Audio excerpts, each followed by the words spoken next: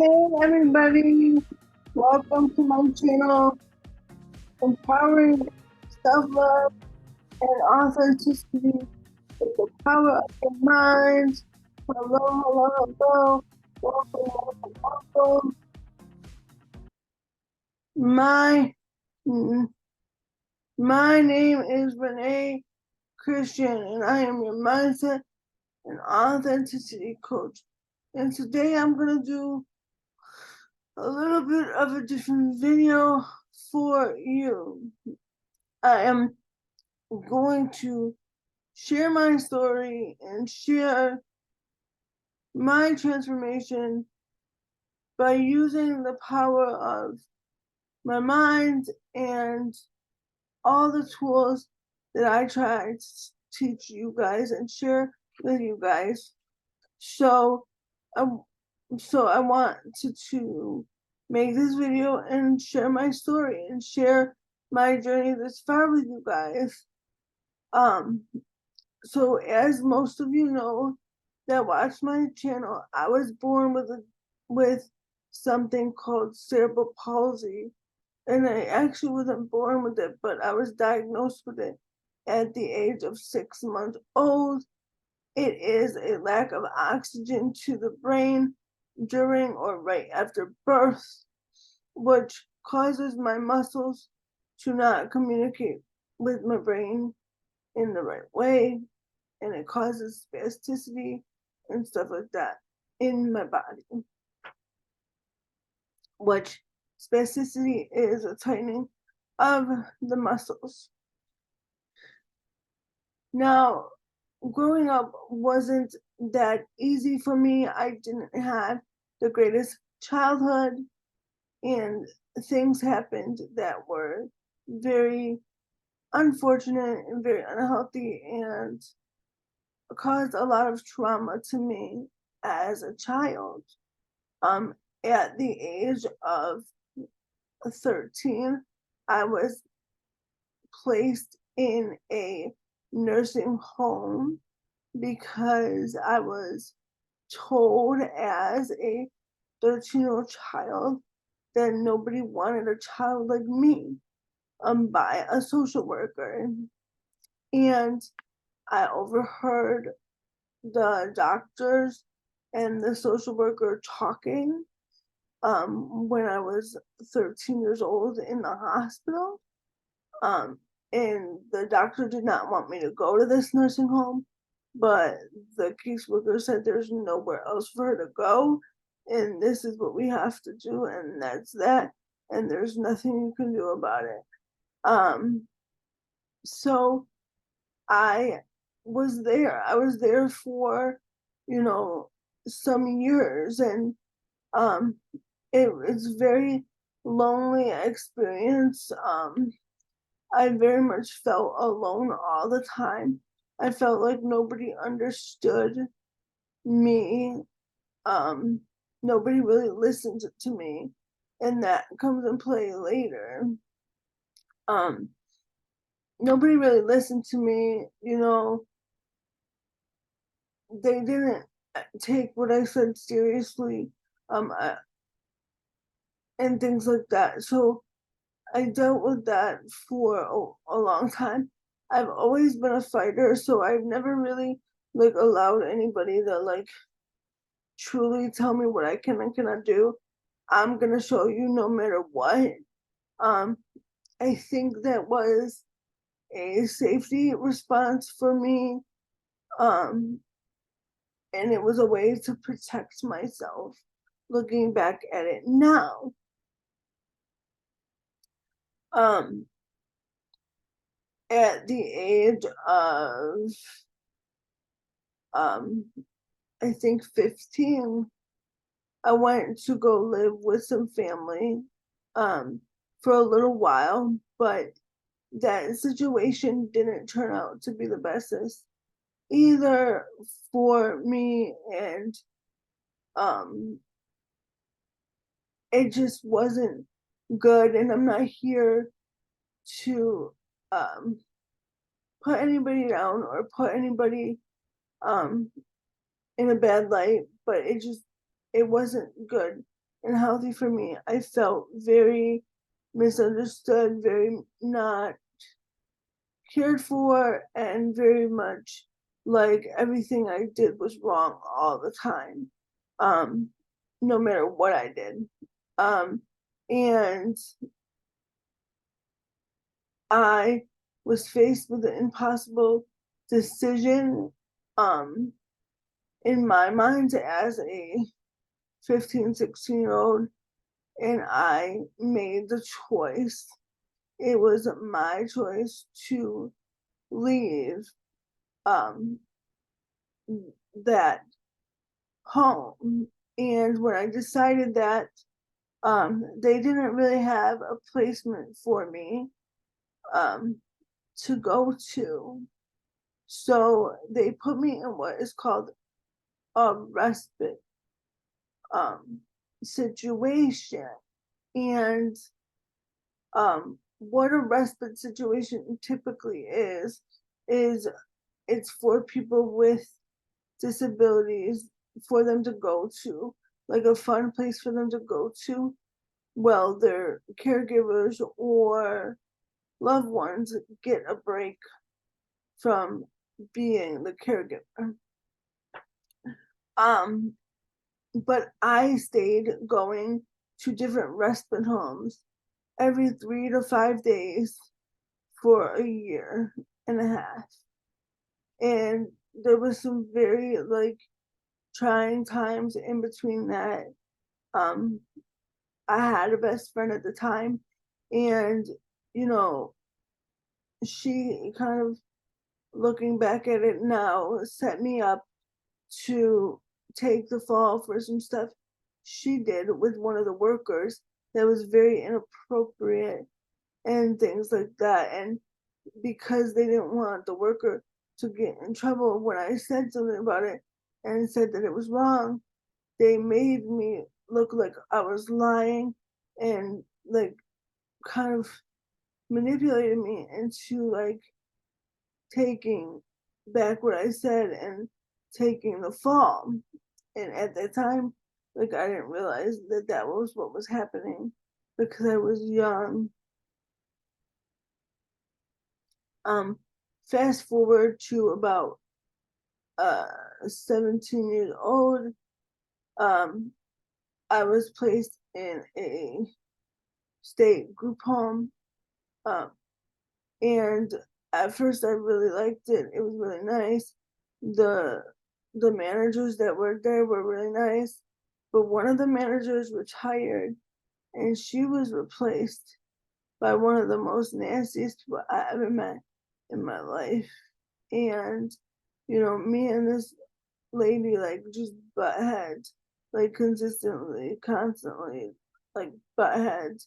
And she would like make up lies. She like set another co-worker up, and I told them like that's what she was doing, and nobody believed me. Like nobody took what I was saying for the truth. Um, and this was really devastating to me. And she started like coming for me because she realized that like you know, I had a voice. So she started, making me look like a certain way. So I would lose privileges and lose the ability to do things. And she just kind of started isolating me. Sorry. From from all the things that were important to me. And she started using things to do that, to manipulate that, for that to happen more and more with other people. So eventually it got so bad that I became suicidal, and they had to, they decided that they were going to move me out of that home into another home to negate the situation instead of dealing with the staff because they believed her over me. and I was moved into another home, and it was wonderful. It was amazing because I loved the manager of the home. She loved me. She was like a mother to me. Like, it started to be very amazing. And um unfortunately, a couple years into living there, she passed away. And everybody that was jealous of the relationship that I had with her and the extra things that she would do started to really like try to like control me and to like take away some of the freedoms that I was used to with her being there. And again, it just got really bad for me, and I got really super sad and depressed, and I was really struggling for a long time. And then one day I woke up and I was like, this is not my life. Like, this is not going to be the story of my life. Like, I refuse for this to be the story of my life, because I looked in the mirror and I was like, no, like, this is not the story of my life. I looked like I was a robot. I was so disconnected from my body. I was so like I looked like a zombie,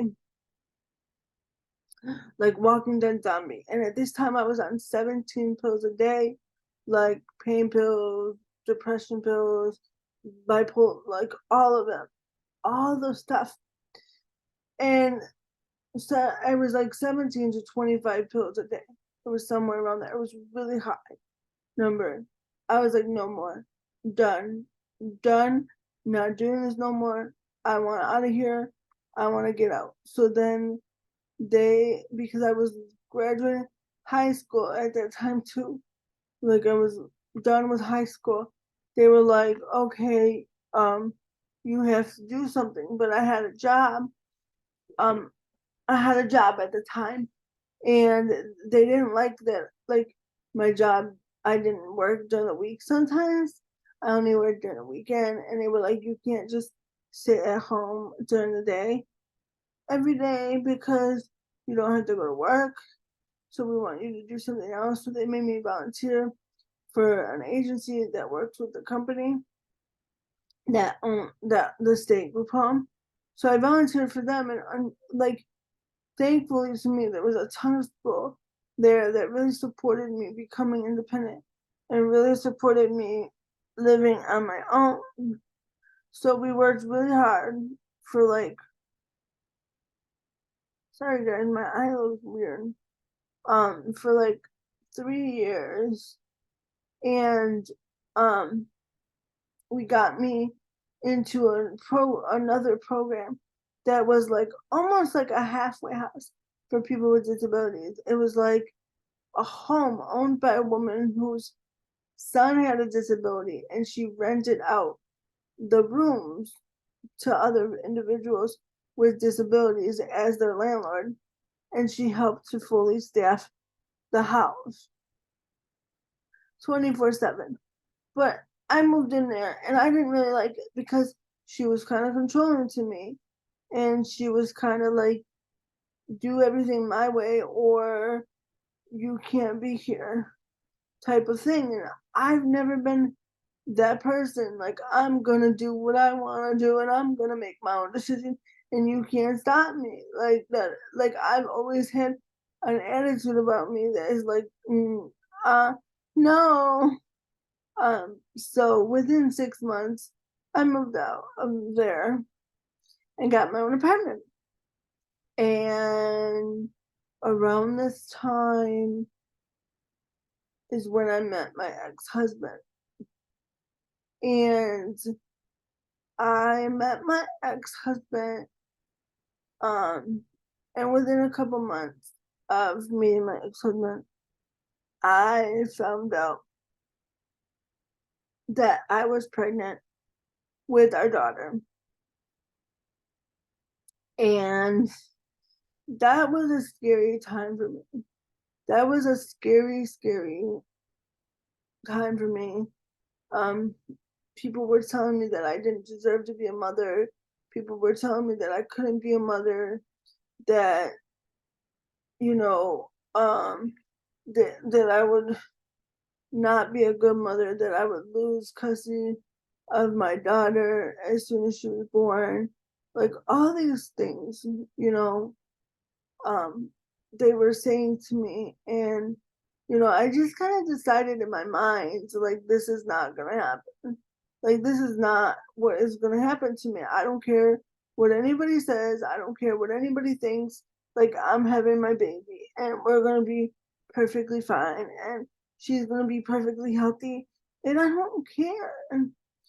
And I went that 9 months, it wasn't joyful to me. And that makes me kind of mad sometimes because I should have been able to enjoy my pregnancy.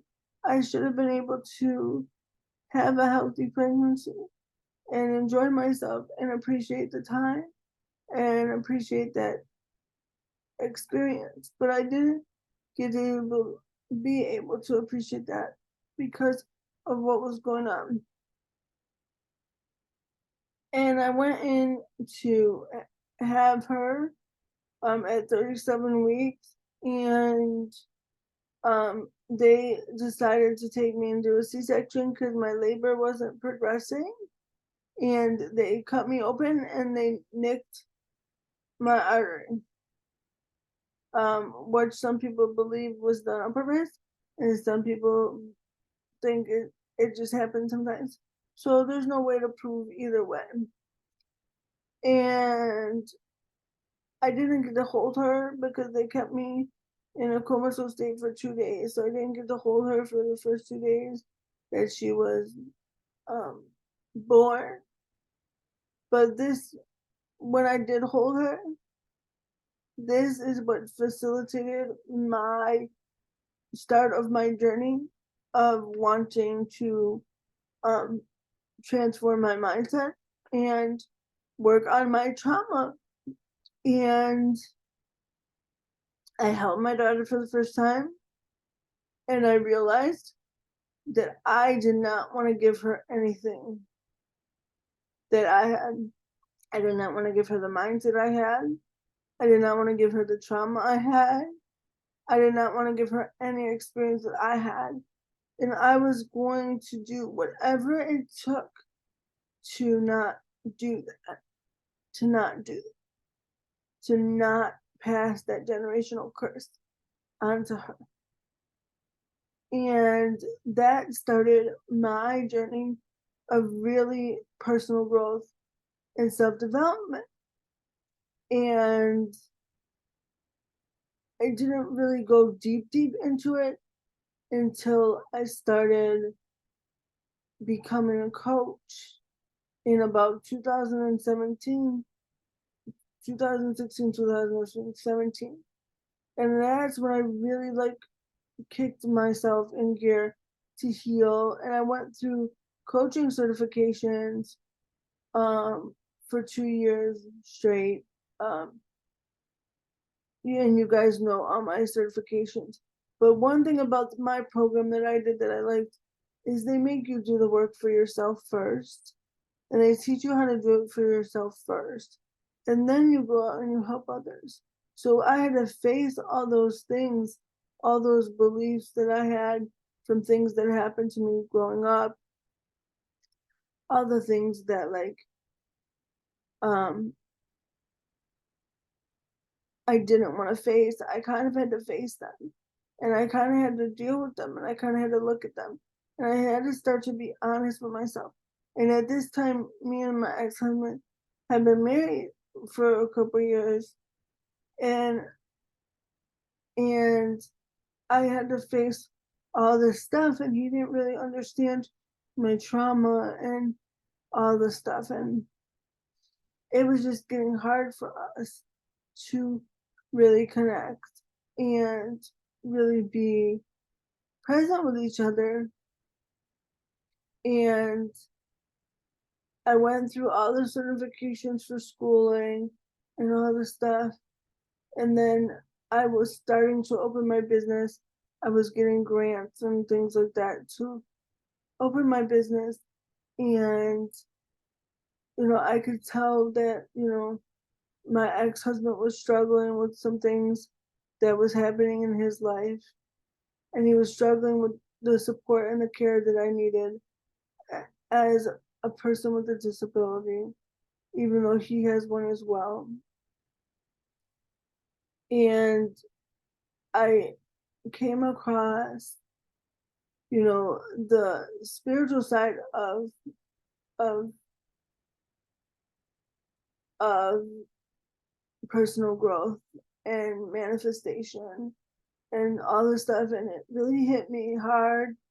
I grew up Christian and I am still Christian, but I realized the power that is in our words. I realized the power that's in what we say. I realized how I created some of the dynamics in my life. But I also realized this was around 2020 when the pandemic hit. I also realized that I had been making decisions and making choices within my life to make everybody else happy. The things that I thought I had to do, the things that I thought I should do, the things that I thought were expected of me because of other choices. So I was doing all these things to please other people. I was doing all these things to make everybody else happy. I got married to make everybody else happy. I got married because I thought it was the next thing that I was supposed to do, not because I really wanted to. And I just knew that, there was a part of me that wasn't striving for the best life or the best version of myself, but was just settling for whatever was in front of me. And that struck me in a very big way.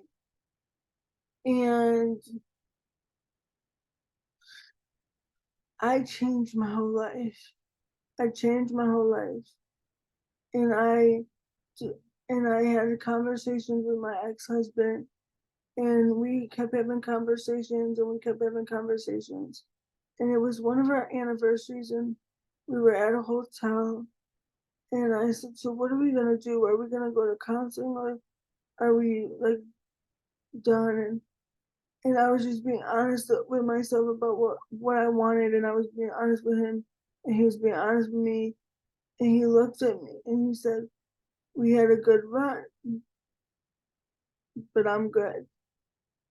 And that's when I knew that our relationship um was ending and over, and um our marriage was ending and over. Um and it was hard for me. I went and I stayed with my mom for about 2 months. That was very hard for me to do. Um and I found an apartment that I could move into that was accessible, and I moved in. And I wanted my ex-husband to be close to our daughter, and I wanted us to be close with each other. And a lot of people will think this is weird, but for me it was the best option for our daughter, and that was really important to me. So I helped him do the paperwork to move in to the same apartment building in a different apartment, and I helped pay for his security deposit and his moving costs so that he could move um, on a separate floor than me. And um, we can co-parent our daughter together, but still be separate. And it's worked out for us amazingly, and I'm so grateful for that. We've had hiccups throughout the time, but it's really worked out amazing for us. And I'm so grateful for that opportunity. And there still was things that I wanted to create in my life that weren't happening. But in every in every situation, things would happen that would show me like what I needed to shift internally. Because I do believe that everything we experience externally is a reflection of our internal state. So for me, I was still very struggling with being insecure, not feeling good enough, not feeling chosen, not feeling wanted, not feeling respected by people, not feeling like people listen to me. I was still very struggling with all those things. So I went on this deep dive journey to figure out how to love myself by searching for love outside of myself, which is what most people do. And in every one of those moments where I was triggered and something didn't go the way the way I wanted it to go, or turn out the way I wanted it to go, it made me look inward and it made me connect deeper with my relationship to God. And it made me ask myself questions like, what is this? What is the story you're telling behind this? Like, if somebody didn't call me back, I would blow their phone up like over and over and over and over again. And it was the only way that I knew how to get what I needed. But it was so unhealthy. And the story is people ignore me, people don't love me, people don't respect me, people don't value me, you know. Um, and I had to start to shift those beliefs. I had to start to do the work to realize that I don't need someone else to prove my value. I don't need someone else to prove that I'm good enough. I don't need someone else to prove that I can have what I want in this life.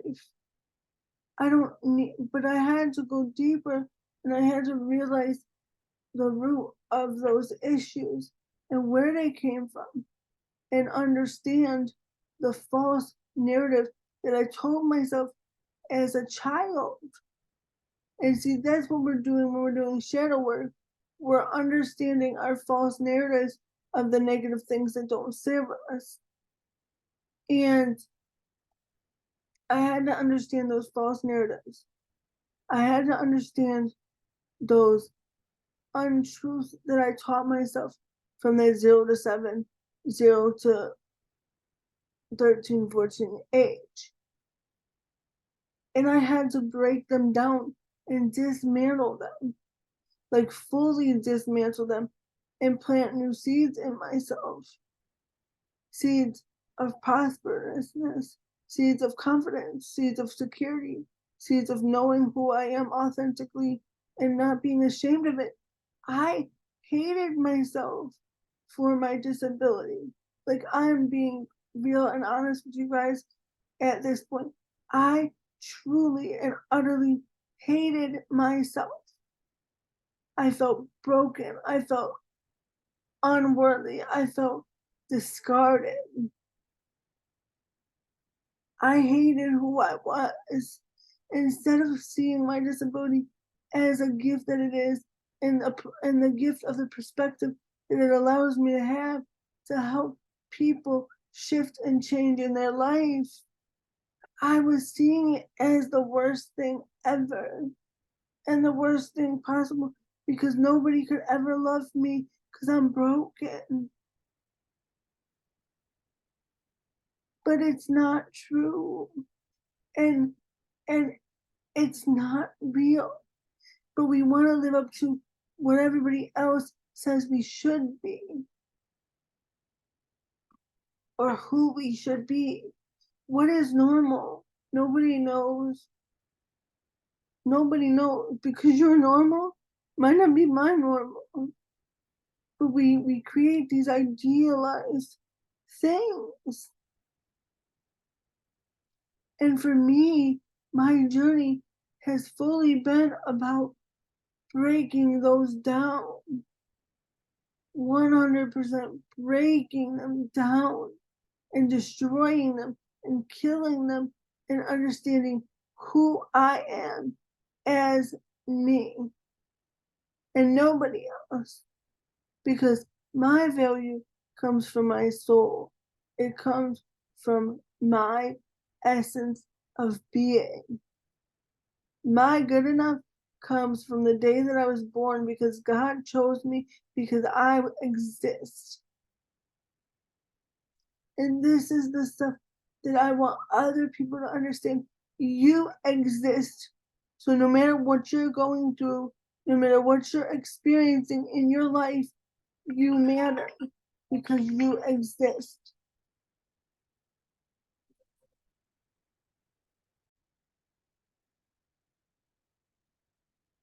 There is nothing you have to do but to understand that you are wonderfully and beautifully made in this life, and that everything that you want and everything that you desire has already been given to you. It's already yours. We separate ourselves from everything. We separate ourselves from everything in this life. We look at it as I'm here and it's there, when really it's in you. It's in you. And one of the things that helped me to realize this is I was in a really dark place, not that like a while ago, and I didn't want to be here anymore. And I was praying and I was talking to God and I was meditating. And I heard God say to me, Renee, I've shown you what your life is going to be. I've shown you what you're going to do. I've shown you the amazing things that you're going to have and you're going to experience. And you've had faith in those. But how can I give them to you if you can't even appreciate the fact that you exist today? How can I give them to you if you can't even appreciate the fact that you have breath in your lungs today? Slap me in the face, like, oh my gosh.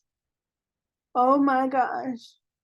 Like, it's that simple that we take for granted the fact that we got to wake up today. The fact that we exist in itself is a miracle. Nobody has your DNA. Nobody has your exact DNA in them. Even if your parents have another child, it's not the same. It's not the same makeup. It's not the same thing. It's not the same.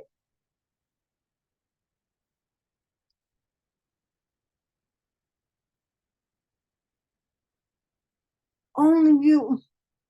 You are the only one. But we forget how amazing and how awesome and cool that is. And we get caught up in circumstances and situations and just ridiculousness and we forget to take a moment and say thank you for my existence. Thank you for the breath in my lungs.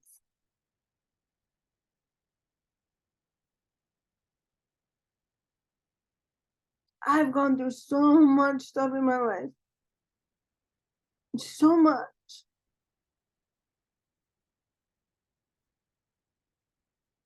But I'm here. I'm here and I'm learning and I'm growing every day. I have no more obligation in my life because the obligation is a lack of appreciation for your experience.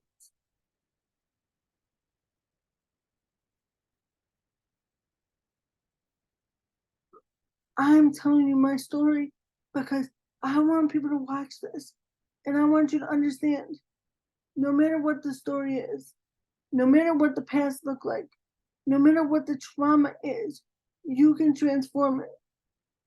you can use it to heal. I'm putting together a book that's going to be called Transforming Your Triggers. It's going to be in my digital download shop. I'm going to have that out soon. But I want you guys to know that there's so much that people have been through, so much trauma, so many situations, so many bad things. But we can change it in an instant, in a moment. Sometimes it takes a journey, and appreciate the journey, because I wouldn't be the person I am today without the journey that I took, without the understanding that I took. I wouldn't be here today. I wouldn't be in front of you. There's so many more things I could tell you about my journey. So many more things that I can use to encourage you and inspire you and empower you. I survived death multiple times. When my daughter almost died, like, and I've gone through so much stuff. I'm here and I'm loving life and I'm here to help people and to guide people on their journey. I want to use my tools and my knowledge that I've learned along the way and my certifications to help and guide you so that you don't have to do it as hard as I did. So it can be easier for you.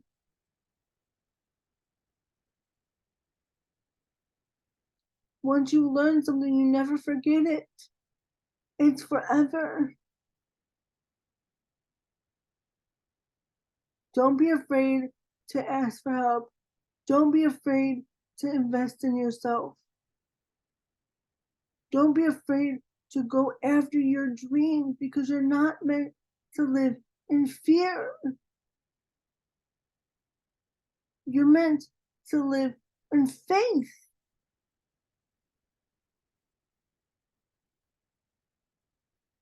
This journey is not always going to be easy.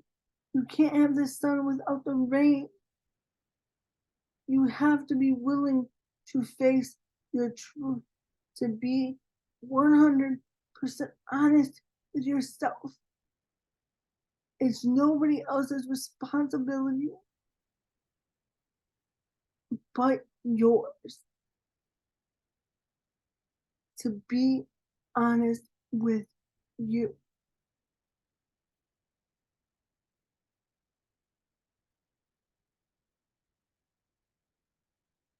Guys, I hope my story inspired you today. If you have questions, put them in the comments below.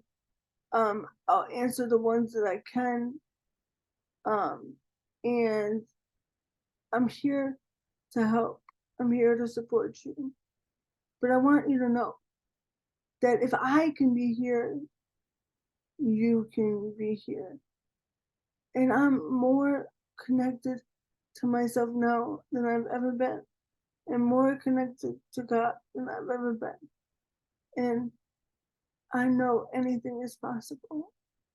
Stop limiting yourself because they're not real. There's no such thing as limits.